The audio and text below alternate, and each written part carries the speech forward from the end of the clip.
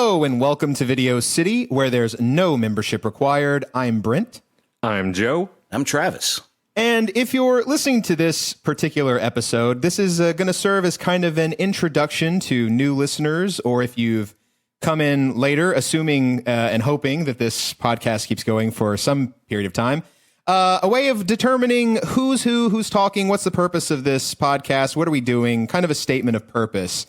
So kind of getting into it, this podcast is basically, it's a big picture, it's a movie review podcast, but the focus of it really is kind of us three co-hosts returning to our childhoods. We are mid-30s, each of us. Death is looking us in the eye every day a little closer.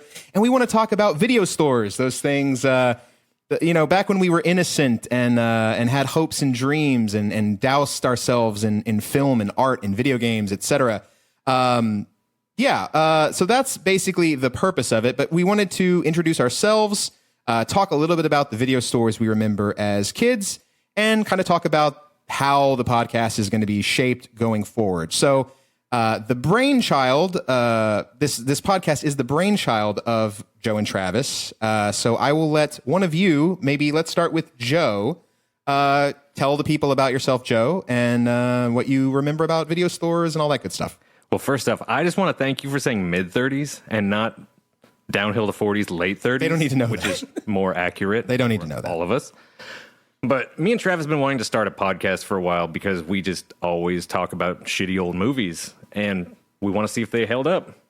Because I remember we used to go a lot when I was a kid. We go to the Randall's video store, which is a grocery store chain that had a whole awesome video section and an arcade in it back then.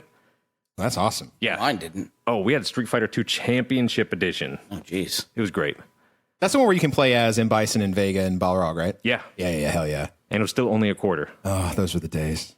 But we used to go there, and then there was this one by my dad's office we'd go to called Video Central. Well, technically Craig's Video Central, since it wasn't attached to an HEB.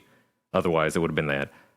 And it had 3 levels, and I remember we picked up like Tiny Toons, the movie. How I Spent My Summer Vacation. Hell yeah. We got that there. And it just had like this whole downstairs of like horror and sci-fi, and it was awesome. So it's 3 floors? It was basically 2 floors, but they split it like a split level house. Oh, okay, I got you. Like a you few go steps in down. on the main, and there's like 3 steps down to a floor, and then like an actual upstairs. Gotcha. Okay. And it was great. And they had good candies. They had gumballs. They had sour candy. Fucking ruled. All right. Travis? We had not anything with multiple levels. Pores. Yeah. We had a very tiny, at the end of a strip mall, Sugarland Video. That was just around the corner from our also Randall's store.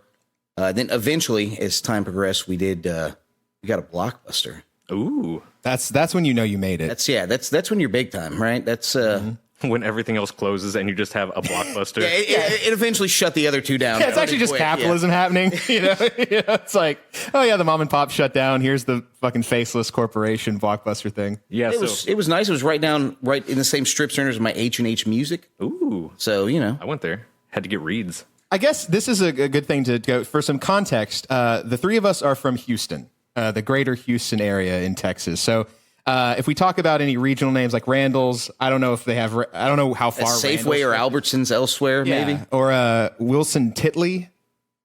Pardon. I think that's an East Coast one. Or a Piggly Wiggly. Or a Myers. Sure. Yeah. So that was just a little context. Yeah, sure. For some of that. Everyone knows a Blockbuster, but everyone might not know a Randall's. So I'm Brent. I am from a small Texas town where we did not have a Blockbuster. I don't think there's ever been a Blockbuster there, even when they still existed.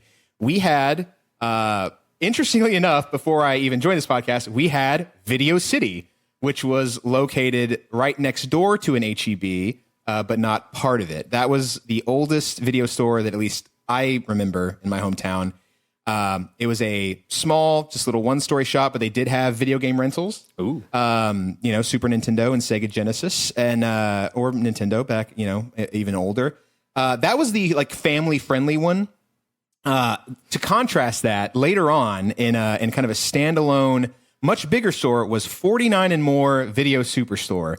49 what? We don't fucking know. We never did. It doesn't matter. I assume maybe like 49 copies of new releases, maybe like, because you'd have to stack the videos real deep. Okay. You got the hot new release. That's the only thing I can think of because it's like 49 movies. Well, they had many more than 49. I don't know. That one, however, did have, and I think we talked about this a little bit before we started recording, the Forbidden Back Room, which was the adult section. The beads. Past the beads. Past the beads. I don't know if this one had beads or if it was like a door, or maybe it had like those meat locker, like plastic. Wait, did it have saloon doors? No, I don't think it just had those saloon plastic doors. flaps that hung down. Yeah, exactly. Oh, the butcher flaps? Yeah, butcher flaps. I don't remember exactly what it had, but Did it have was the neon adults only? I don't think it had a neon sign. I think it was like that's what was so interesting about it was that it was like you knew what it was. Like it was like I think it just said no kids allowed past this point or something like that, and you kind of knew. I was always a very good rule following child, so I never actually breached the forbidden zone. No peeking. No peeking. No. Yeah, I think mine had a beads, but it was probably the size of a broom closet. Yeah, because the whole store itself was maybe 200 square feet. Yeah, it wasn't very big. This was a very big store, and in my head, this is like row after row after row, but it probably was actually like one little U-shaped multi-level stand of just like the oldest porn you've ever seen, you know? Just like silent film porn, you know? It's all that we could get. They hadn't gotten into the high production stuff from the 90s. Right, yeah. No Jenna Jameson specials. She was the big one in the 90s, right? I believe so. That's Before she married Tito Ortiz. I think I've seen that poster in college before of the back of somebody's door. Yeah, a Jenna Jameson poster. Sure. Yeah, just that one. Yeah, just the the one. same one where they have the Pink Floyd albums, but it's all the ladies' butts. Yeah, yeah. I absolutely remember that. All the album covers are painted on them. Yeah. That's classic. So that's those are my memories. Video City, I guess, was my standard. Like that was actually my go-to. I probably am the only person that rented Chrono Trigger on Super Nintendo there.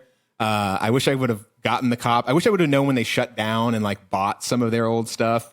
Video City is one of those deals where I don't know if anyone has this, but do you ever have dreams where you're in a place where you used to be, but it's not? Yeah.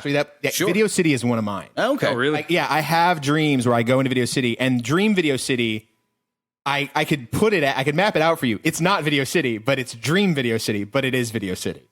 So anyway, that's my story. So, anything else anyone wants to add about video stores? Do you know what happened to yours now? Or what stands there now? Yeah, I believe it is I think it's an Aaron's Rent-A... No. 49 and More is an Aaron's Rent-A-Center. I did look what Video City was, but it's escaping me right now. I'd have to look it up. Video Central became one of those little corner strip ERs. Oh, yeah, like the little emergency rooms Yep. that charge you way too much. And the other one is a Panera Bread. Okay, well, that's the lovely. Sugarland Video turned into Pinch a Penny. Ooh. I've been in there. I'm not 100% sure what that is. And the Blockbuster turned into a Chez Beignet 3. So part of this kind of mentioning Blockbuster. Also, I used to work at Blockbuster. Maybe one day I'll give the entire saga of working at Blockbuster. Probably not. I know this one. But you do, absolutely. But yeah, that was a really fun time. And I at being like a 17-year-old that liked movies, liked video games, that was kind of like the ultimate like high school job. Like if you landed, I felt I was like, hell yeah, I got it. You know, like you'd work at a grocery store or like a fast food. A bunch of my friends worked at like a Chick-fil-A. I worked at Sam Goody. See, like that's also, you know, as music, like Yep, another place that doesn't exist. that does not exist anymore. Yeah. Life keeps moving. Things keep getting worse. So yeah, like, but to me, it was Blockbuster was always the thing I wanted to work at. And then I worked there for about a year. It wasn't good. It sucked actually.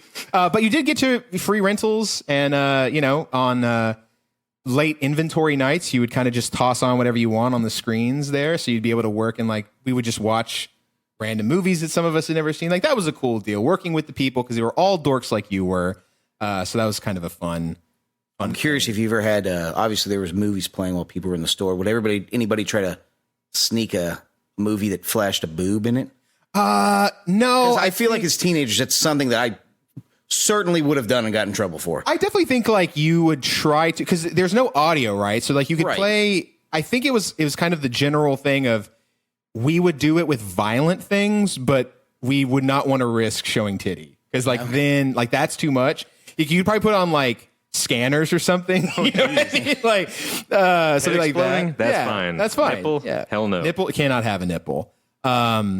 Oh, I guess now I was going to look and see what was in the place of Video City, but now the HEB is also gone, so I have no frame of reference to what is even there anymore.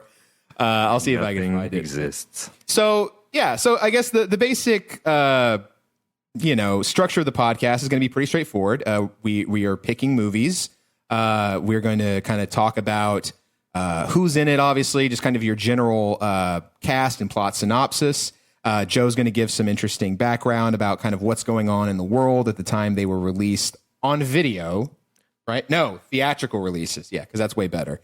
And then we're just going to kind of riff on the movies a little bit. This is not a per se bad movie podcast because some of these are pretty fun. But it's mostly we're going to try to like stay away from movies that have been reviewed by 1,000 million other people. That's probably unavoidable for some stuff. Yeah, but try to find some hidden gems of the video era, like because video stores, I guess we're kind of back to that now with a lot of streaming. Like you do get a weird deep dive releases, and find wild stuff that you've never like, heard of before. That era, the 90s, especially late 80s, early 90s, I guess through the early 2000s. That era of like movies was just like you could find some insane things in video stores, and so we're deep diving. We're gonna see what we can find. Browsing the racks back then, there wasn't the internet. Nobody had a frame of reference. If you hadn't heard of a movie before, you flipped it over and you read the back and you go, all right, we'll take this home tonight and see what happens. And you just rolled it was like Russian roulette with bad movies or good movies. Sometimes you find some hidden gems. So that's the basic gist of it. Yeah, the only real rule is that it has to be, unless specifically otherwise mentioned, it's something we did watch when we were younger. Yes. At least to start off, I think that's the way to go. That'll give us plenty of options. Depending on how long this lasts. But yeah, I think that's a good kind of starting rule for it. And I believe it's anything before 2007? Yeah, that's when they made the last VHS tape. History of Violence. Really? Yep. Wow. I saw that movie in theaters. Okay, to answer your question, Video City is now a Family Dollar. Oh, there you go. Pinch a penny, Family Dollar. There you go. Yeah, I can see. Yeah. Joe called it with the pores. All right. Yeah, exactly. All right. I guess our timeline wise, if you're listening to that, that's basically the introduction. But our first movie that we will be reviewing is the 1994 adaptation of the hit arcade game Double Dragon. Oh, and it's spicy. And it's very spicy, and we'll get into that later. So we hope you stick around. We hope you enjoy it, and we will see you soon.